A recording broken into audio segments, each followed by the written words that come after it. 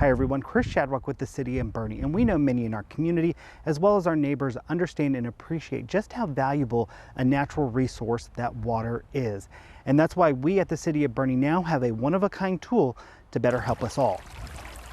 For Ben Eldridge, walking around the Cibolo Nature Center, he is surrounded by water. Every civilization is built around an existing water supply. In the case of Boerne, that's Cibolo Creek, which was of course a primary water supply for the natives that used to live in the area. And then as settlers came in, it was the driver for them to settle here. And he understands its importance in history, but also as our city and state continues to grow. However, a very small percentage of the water on planet Earth is actually potable, drinkable, accessible water that humans can make use of. And with drinking water being so limited, the water dashboard is kind of a cool idea that came up probably 3 years ago. Ben Eldridge and I were having conversations with the University of Texas. They had an initiative underway called Planet Texas 2050.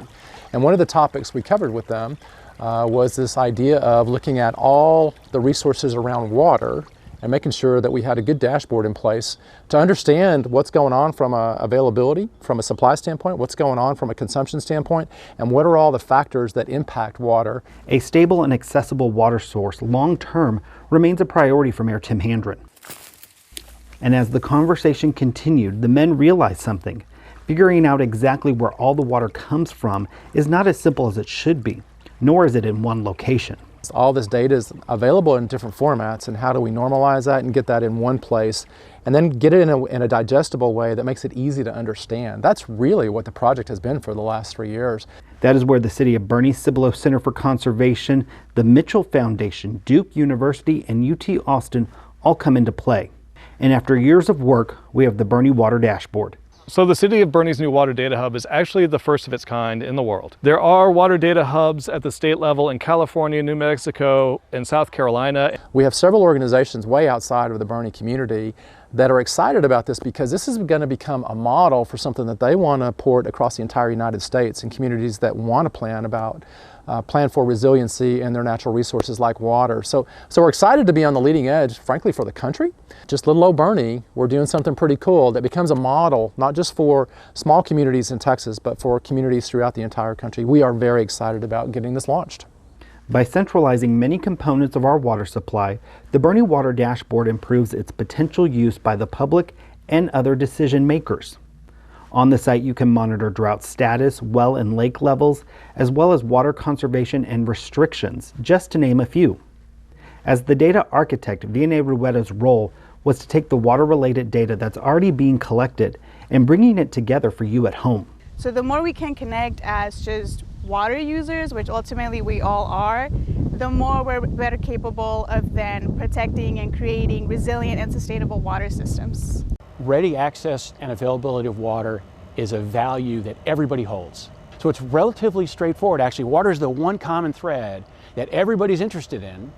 Funded by a grant from the Mitchell Foundation, UT professor Michael Young is the principal investigator for the project and helped coordinate with Duke University to bring technology to the process that might not have otherwise been made available.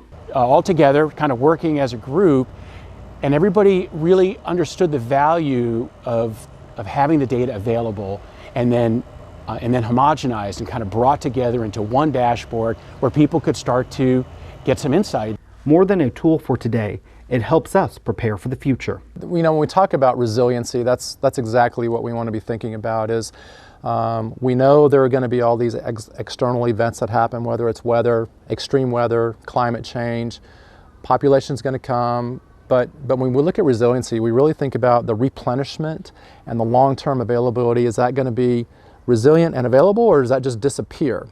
By being a more resilient community, the Water Dashboard can help Boerne sustain and bounce back, and planning can start now. What does this mean for the city in 5 years or 10 years or 20 years? It takes a long time to build infrastructure and to build resilience in water systems.